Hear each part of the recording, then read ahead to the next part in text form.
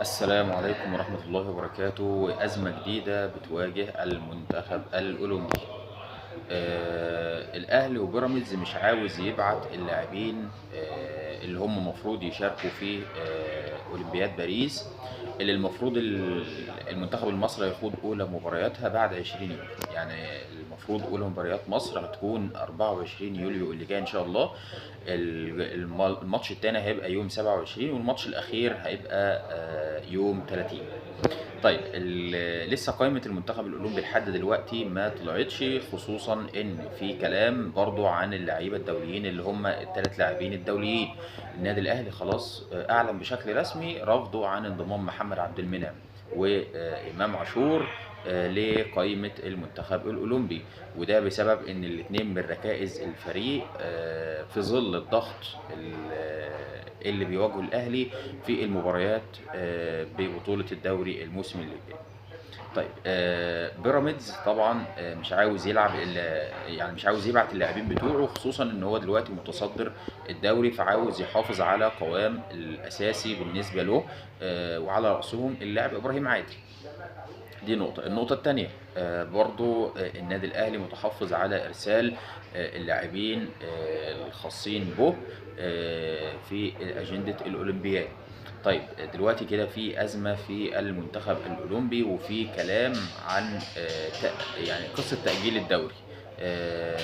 امبارح الوزير أشرف صبحي طبعا بعد حلفه اليمين قال ان احتماليه تاجيل الدوري السنه دي اسبوع او اتنين علشان خاطر مصلحه المنتخب الاولمبي، ولكن الازمه ان لو تم تاجيل الدوري السنه دي ربما يتم الغاء هذا الموسم، ودي اللي ممكن تسبب ازمه كبيره جدا، وبيرفضها النادي الاهلي وبيرفضها نادي بيراميدز.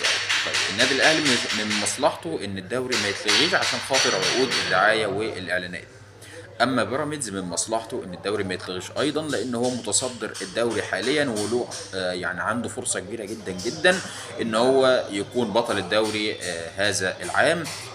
طيب الاثنين كل واحد بيدور على مصلحته، ودي اللي ممكن تيجي على مصلحه المنتخب الوطني. طيب كده في ازمه عندنا، وده اللي لسه هنشوفه يعني خلال الساعات اللي جايه من خلال اجتماع الوزير اشرف صبحي مع مسؤولي الانديه سواء الاهلي او بيراميدز. نادي الزمالك ما عندوش اي مشكله خالص بالنسبه للاعبين بتوعه، بل بالعكس قال ان حال طلب احمد سيد زيزو، يعني لو المنتخب عاوز احمد سيد زيزو احنا ما عندناش مشكله خالص ان هو يروح وينضم لقائمه المنتخب اللي هتسافر لفرنسا ان شاء الله. طيب قائمه المنتخب يعني المنتخب عنده 3 ماتشات مهمين جدا جدا جدا مع جمهورية الدومينيكان واوزبكستان واسبانيا. عندنا فرصة كبيرة ان شاء الله ان احنا نتخطى المجموعة ونكون يعني على الاقل نتأهل مع اسبانيا حتى لو تاني المجموعة. المنتخب الاولمبي بيشهد عدد مهم جدا جدا من اللاعبين، يعني ابرزهم احمد كوكا لاعب الاهلي في خط الوسط، وطبعا هيبقى مع اللاعبين الثلاثه اللي هم الدوليين. قد يكون احمد سيد زيزو والشناوي ومصطفى محمد، وبرضه في عندنا ابراهيم عادل في الهجوم، وعدد كبير جدا جدا من اللاعبين اللي هيمثلوا مصر في الاولمبياد.